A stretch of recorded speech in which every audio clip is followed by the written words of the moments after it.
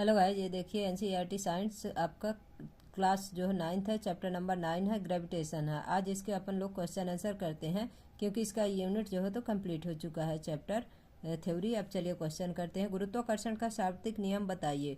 गुरुत्वाकर्षण का सार्वत्रिक नियम इंग्लैंड के वैज्ञानिक न्यूटन आइजैक ने दिया था। विश्व का प्रत्येक पिंड एक बल से आकर्षित करता है जो दोनों पिंडों के द्रव्यमानों के गुणनफल के समानुपाती तथा उनके बीच के दूरी के व्युत्क्रमानुपाती होता है। यह बल दो पिंडों के बीच कार्य करता है। तो देखिए m1 m2 क्या है, आपके द्रव्यमान है। m1 क्या है, आपका पृथ्वी का द्रव्यमान है। m2 क्या है, आपके जो है तो किसी पिंड का द्रव्यमान है। अब इसका फार्मूला क्या होता है, F=G capital M small m upon D square है। क्योंकि जो डी स्क्वायर है क्या है, सेंटर से सेंटर दोनों की क्या है, दूरी है। ये क्या है, वर्ग के व्युत्क्रमानुपाती होती है। और जो आपका m1 m2 है, द्रव्यमान है। मान लीजिए दोनों पिंडों के बीच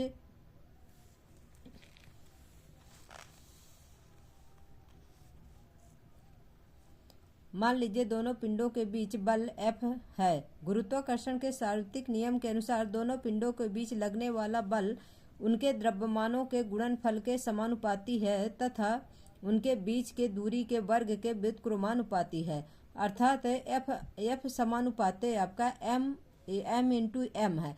तो जो कैपिटल M है वो पृथ्वी का द्रव्यमान है, स्मॉल m जो है तो आपका किसी पिंड का द्रव्यमान है। अब इसे क्या लिख सकते हैं, F समानुपाते 1/d स्क्वायर। F अनुक्रमानुपाते व्युत्क्रमानुपाते है किसका, डी स्क्वायर के। डी स्क्वायर क्या है, आपकी दूरी है। जो सेंटर से सेंटर जो m1 m2 है उनके बीच की दूरी क्या है, डी स्क्वायर है। अब इसका जो फार्मूला बनता है कैसे बनता है, F अनुक्रमानुपाते m into m upon D square है। अब इसका जो है तो जो आपका जो समानुपाते है इसका क्या करेंगे, जब इसे हटाएंगे तो कोई ना कोई नियतांक लिखते हैं। नियतांक क्या लिखेंगे, F बराबर G m into m upon D square हो जाएगा। और इसे जो है तो इस तरीके से भी लिखा जा सकते हैं, दोनों की दूरी को r से भी लिख सकते हैं। इसलिए ये फार्मूला इस तरह भी लिख सकते हैं कि m=G m1 m2 r square, जहाँ g क्या है, एक अनुपातिकता क्या है, नियतांक है, स्थिरांक है। और इसे सार्वत्रिक गुरुत्वीय स्थिरांक भी कहते हैं। g का जो है तो SI मात्रक क्या होता है, newton metre square kg square है। g का मान कितना है, 6.673 into 10⁻11 newton metre square kg square है। kg स्क्वायर माइनस का 2 है क्योंकि जब नीचे रखते हैं, जब इसका डेरिवेशन करते हैं, फार्मूला निकालते हैं तो kg है तो बटे में रहता है। जब बटे में रहता है इसे ऊपर ले जाते हैं तो क्या हो जाता है, माइनस का 2 हो जाता है। इसे सार्वत्रिक नियम कहते हैं क्योंकि यह नियम ब्रह्मांड के हर कण पर लागू होता है, चाहे वह पृथ्वी पर हो, ग्रहों के बीच हो या आकाश गंगा में हो। कहीं पर कोई भी वस्तु रहेगी यह गुरुत्वाकर्षण बल जो है तो सभी के ऊपर लगेगा। अब क्वेश्चन नंबर 2 देखिए, पृथ्वी तथा उसकी सतह पर रखी किसी वस्तु के बीच लगने वाले गुरुत्वाकर्षण बल का परिमाण ज्ञात करने का सूत्र लिखिए। अब गुरुत्वाकर्षण बल ज्ञात करने का जो फार्मूला होता है वो क्या होता है, तो न्यूटन के नियमानुसार दो वस्तुओं के बीच लगने वाला बल ही क्या कहलाता है, गुरुत्वाकर्षण बल कहलाता है। अब मान लीजिए कोई पृथ्वी है, पृथ्वी के ऊपर कोई वस्तु रखी हुई है तो और क्या है, जो वस्तु रखी हुई है पृथ्वी के सेंटर से वस्तु की दूरी क्या है, r है, त्रिज्या है। r क्या है, इसकी त्रिज्या है। कैपिटल M क्या है, पृथ्वी का द्रव्यमान है। स्मॉल m क्या है, आपका जो है तो किसी पिंड या किसी वस्तु का द्रव्यमान है। तो इसका फार्मूला क्या होता है, F=G m.m upon r square, जहाँ g क्या है, गुरुत्वीय स्थिरांक है। स्मॉल g क्या होता है, गुरुत्वीय त्वरण होता है। r क्या है, देखिए r क्या है, mg लिखा हुआ है ना, इसीलिए g गुरुत्वीय त्वरण हो गया। r क्या है, पृथ्वी से वस्तु की दूरी है जिसे क्या बोलते हैं, त्रिज्या बोलते हैं। f क्या है, f पृथ्वी और वस्तु के बीच लगने वाला बल है। पृथ्वी का द्रव्यमान कितना होता है, देखिए 6 इंटू 10⁻24 kg होता है। अब सार्वत्रिक गुरुत्वीय नियतांक क्या होता है, G=6.7 into 10⁻11 newton metre square kg square होता है। ये kg बटे में रहता है और जब ऊपर जाता है कोई भी हर की चीज़ें जो माइनस में रहेंगी प्लस में होंगी, जो प्लस में हो रहेगा माइनस में होगा। इस प्रकार से kg क्या है, kg माइनस स्क्वायर हो गया। इसका फार्मूला क्या है, F=g m/m/r² हो गया। g क्या है, गुरुत्वीय त्वरण है। g का मान क्या होता है, 9.8 मीटर पर सेकंड स्क्वायर होता है। गाइज आप अपना लोग अपने हाथ से जो है तो नोट्स जरूर बनाइए, क्योंकि जब नोट्स बनाएंगे तभी जो है तो आपको कोई भी चीज़ कठिन नहीं लगेगी। नहीं तो जिसको मान लीजिए मैथ थोड़ा कम आती है तो उसको फिजिक्स थोड़ी कम पसंद रहती है। इसलिए जो है तो इसे अपने ऐसा सोचना नहीं है कि ये चीज़ हमें नहीं आता है, ये सोचना है कि हमें सब कुछ आता है। गाइज आप चाहे कहीं से भी पढ़िए, लेकिन अपना हैंड नोट्स जरूर बनाइए। अब देखिए मुक्त पतन से आप क्या समझते हैं। पेज नंबर 6 और क्वेश्चन नंबर 1 है, यानी कि फ्री फॉल जो होता है वो किस प्रकार से होता है। देखिए तो इसका आंसर क्या है, किसी ऊंचाई से किसी वस्तु का पृथ्वी की ओर केवल गुरुत्वीय बल के कारण केवल नीचे गिरना हम कहते हैं कि वस्तुएं मुक्त पतन में है। यानी कि कोई भी वस्तु अगर ऊपर से गिराई जाती है, मान लीजिए कोई एक पेन ही ले लीजिए, आप ऊपर से नीचे गिराएंगे तो क्या है, ये फ्री फॉल है। कहने का मतलब इसको छोड़ देंगे आप तो ऑटोमेटिक जो है तो गुरुत्वीय बल के कारण क्या है, नीचे जाके नीचे पहुंच जाएगी। अब क्वेश्चन नंबर 2 देखिए, गुरुत्वीय त्वरण से आप क्या समझते हैं। जब भी कोई वस्तु पृथ्वी की ओर गिरती है त्वरण कार्य करता है। यह त्वरण पृथ्वी के गुरुत्वीय बल के कारण होता है, इसलिए इस त्वरण को पृथ्वी के गुरुत्वीय बल के कारण त्वरण एक्सीलरेशन ड्यू टू ग्रेविटी या गुरुत्वीय त्वरण कहते हैं। इसे स्मॉल जी से दर्शाते हैं। जी का मात्रक वही है जो त्वरण का होता है, मीटर सेकंड स्क्वायर है, मीटर पर सेकंड स्क्वायर होता है। किसका मान, त्वरण का मान, जी का मान होता है। जो त्वरण का मान होता है वही आपका जो है तो जी यानी ग्रेविटेशन जो होता है त्वरण का, इसका मान होता है। अब देखिए क्या है, पेज नंबर 8 है और क्वेश्चन नंबर 1 है आपका। जो आपके सभी पेज में क्वेश्चन दिए हुए हैं गाइज, उनका सबका नोट्स बना चुकी हूँ। अब आप लोगों को क्वेश्चन ये सभी करवाऊंगी कंटिन्यू। चलिए देखिए, मास एंड आपका भार यानी कि वेट में क्या डिफरेंट है यह देखना है। तो द्रव्यमान किसी वस्तु में विद्यमान पदार्थ की मात्रा है। द्रव्यमान से वस्तु के जड़त्व की माप होती है। फिर वेट क्या होता है, किसी वस्तु का भार वह बल है जिससे वस्तु पृथ्वी के केंद्र की ओर आकर्षित होती है।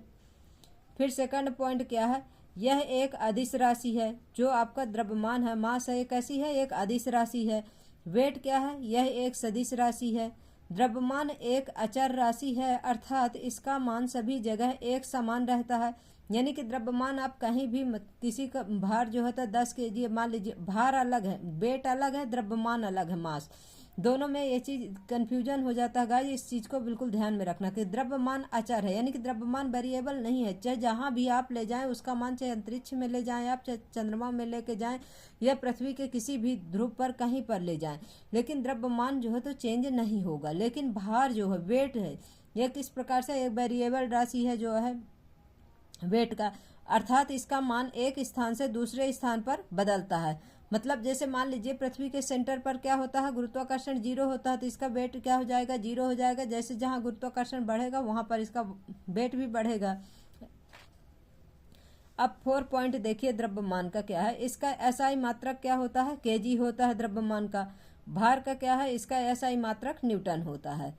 अब 5वां पॉइंट देखिए, द्रव्यमान कभी भी शून्य नहीं हो सकता है। भार का मान शून्य भी हो सकता है। जैसे पृथ्वी के केंद्र पर जी का मान क्या है, शून्य होता है, क्योंकि वहां पर ग्रेविटेशन फोर्स शून्य है।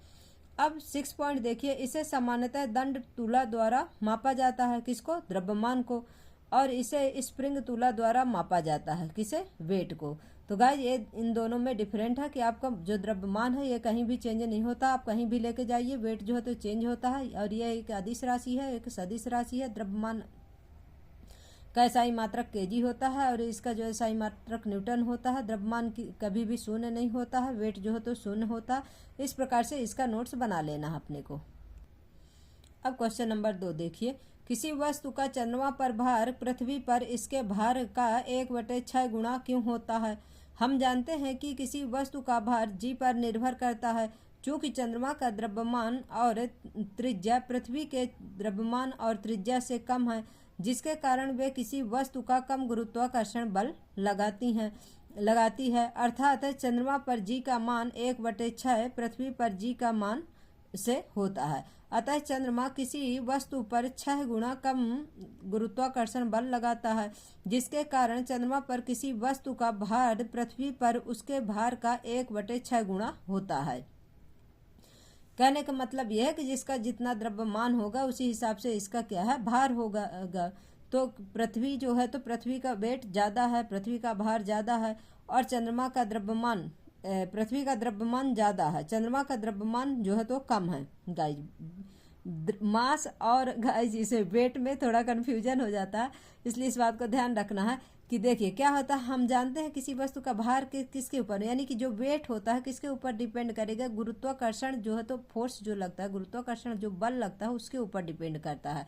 चूंकि चंद्रमा का द्रव्यमान और त्रिज्या पृथ्वी के द्रव्यमान और त्रिज्या से कम है, क्योंकि चंद्रमा जो है तो पृथ्वी जो है तो ज़्यादा बड़ी है और पृथ्वी का द्रव्यमान ज़्यादा है, इसलिए जो है तो पृथ्वी का गुरुत्वाकर्षण फोर्स भी ज़्यादा है, और चंद्रमा का द्रव्यमान कम है और चंद्रमा का फोर्स भी कम है, इसीलिए जी का मान कितना है, 1/6 गुना है पृथ्वी की अपेक्षा चंद्रमा पर। गाइज अगर कोई क्वेश्चन नहीं समझ में आता तो आप लोग हमें ज़रूर कमेंट करके बताइएगा, कौन सा क्वेश्चन नहीं समझ में आता है तो हम उसे फिर से बताएंगे। चलिए और नेक्स्ट क्वेश्चन देखते हैं। पेज नंबर 11 है आपका, जो NCERT में पेज नंबर 11 क्वेश्चन नंबर 1 है। एक पतली तथा मजबूत डोरी से बने पट्टे की सहायता से स्कूल बैग को उठाना कठिन होता है, क्यों? अब देखिए अपन उसमें पढ़े थे ना कि क्यों ऐसा होता है, जबकि प्रणोद मतलब जिसमें क्षेत्रफल ज़्यादा रहेगा तो क्या रहेगा, उसमें बल कम लगेगा, जिसका क्षेत्रफल जो है तो कम रहेगा तो उसमें बल ज़्यादा लगेगा। जैसे आप मोटी रस्सी पकड़ के खींचे और पतली रस्सी पकड़ के खींचे, फिर देखिए दोनों में से कितना डिफरेंट पड़ता है। इसी प्रकार से ये अपना स्कूल बैग भी है। यदि स्कूल बैग का पट्टा पतली तथा मजबूत डोरी से बना होता है तो हाथ या कंधे पर अधिक दाब लगाता है, क्योंकि समान बल कम क्षेत्रफल पर अधिक दाब लगाता है। किसी वस्तु की सतह के लंबवत लगने वाले बल को प्रणोद कहते हैं, यानी कि जो बल है उसे क्या कहते हैं, प्रणोद भी कहते हैं। P बराबर F/A होता है, यानी कि एरिया अगर ज़्यादा होगा तो फोर्स कम लगेगा, अगर एरिया कम रहेगा तो फोर्स ज़्यादा लगेगा।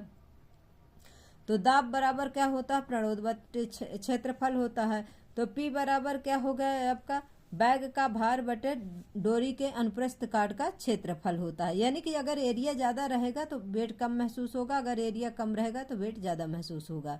यहाँ डोरी पतली है इसीलिए दाब अधिक लगता है, अगर वही डोरी जो है तो चौड़ी रहेगी तो क्या रहेगा, दाब कम लगेगा, तो कम बल लगेगा।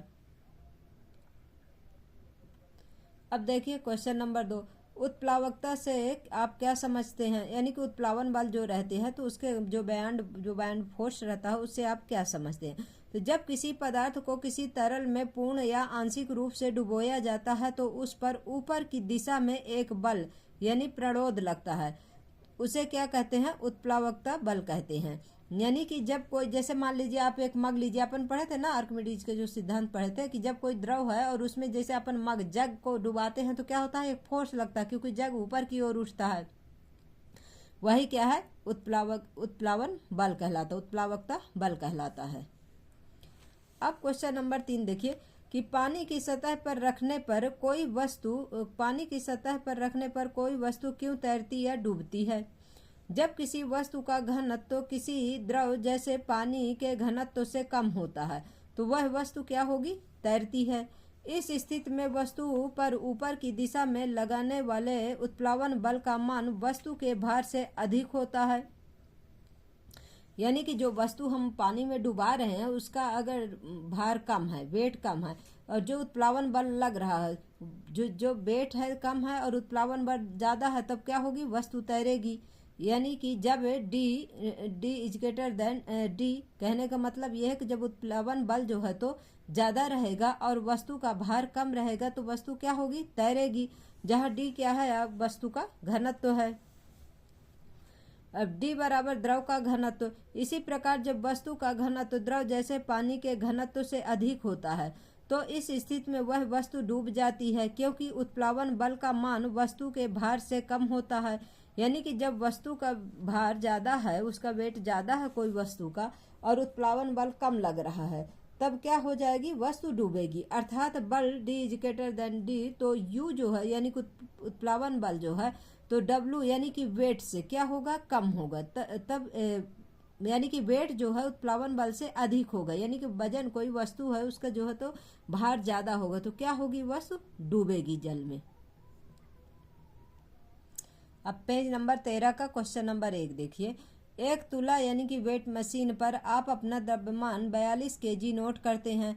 क्या आपका द्रव्यमान 42 केजी से अधिक है या कम है? यानी कि जो अपना हम लोग वेट देखते हैं वेट मशीन में तो कि 42 केजी है, तो फिर इसके बाद जो है तो द्रव्यमान में कोई चेंजेस आएगा कि नहीं आएगा। तो देखिए क्या होता है, जब कोई वस्तु है और उसको जो है तो किसमें जो है तो वस्तु को क्या करते हैं, केजी यानी तुला में द्रव्यमान कितना है, 48 केजी है, 42 केजी है गाइज, यहाँ पर लिखने में मिस्टेक है।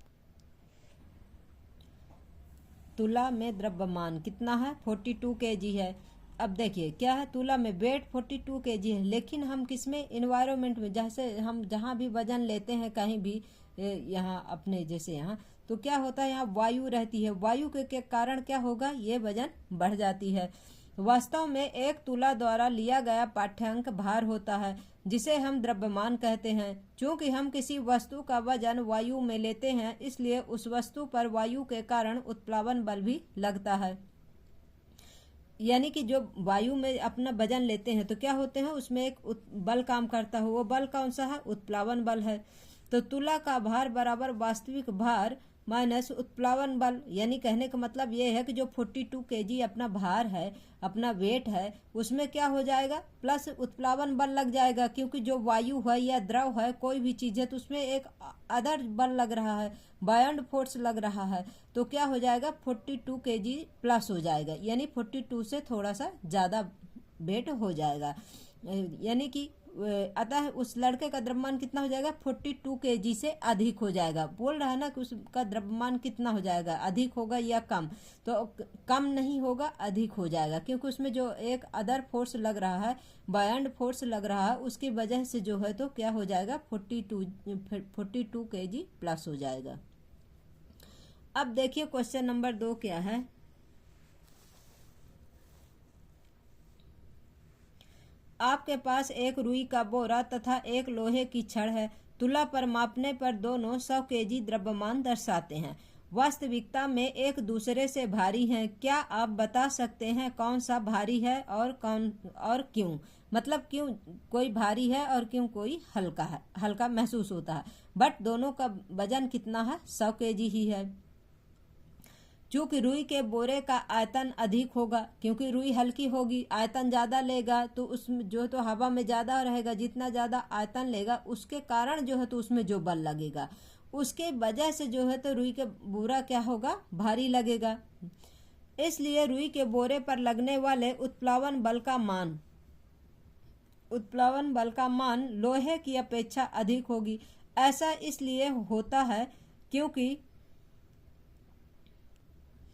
उत्प्लावन बल बराबर वस्तु द्वारा विस्थापित तरल क्या है, द्रव या गैस क्या होते हैं, तरल रूप में होते हैं। ठोस जो है तो सॉलिड होता है, तो ठोस में तो बल नहीं लगेगा, लेकिन जो तरल है, द्रव है और गैस है, तो इसमें क्या लग रहा है, उत्प्लावन बल लग रहा है। तो ठोस या द्रव का भार अर्थात अधिक आयतन के कारण अधिक तरल विस्थापित होगा। स्पष्टतः रुई के बोरे का वास्तविक भार लोहे की छड़ के भार से अधिक होगा। कहने का मतलब ये है कि जो आपका रुई का बोरा है उसका आयतन ज्यादा होगा, उसके वजह से उसमें जो है तो तरल ज्यादा होगा, उसमें जो ये बैंड फोर्स आपका लग रहा है, कहने का मतलब जो उत्प्लावन बल लग रहा है, तो क्या हो जाएगा, एरिया ज्यादा हो जाएगा, आयतन ज्यादा हो जाएगा, तो उसमें जो है तो बल ज्यादा विस्थापित होगा। इसीलिए जो है तो आपका रुई के बोरे का वास्तविक भार लोहे की छड़ के भार से ज्यादा होगा। तो गाइज आज की क्लास यहीं तक, और इसके बाद जो है तो अभ्यास क्वेश्चन जो है तो उन्हें कल से कराऊंगी। आप लोगों को हमारी क्लास अच्छी लगे गाइज तो आप लोग हमारे क्लास को लाइक करिए, शेयर करिए, सब्सक्राइब करिए, और आपको जो कमेंट हो, आपको जो क्वेश्चन पूछना हो तो आप लोग हमें कमेंट बॉक्स में कमेंट कर दीजिए। Thank you so much guys.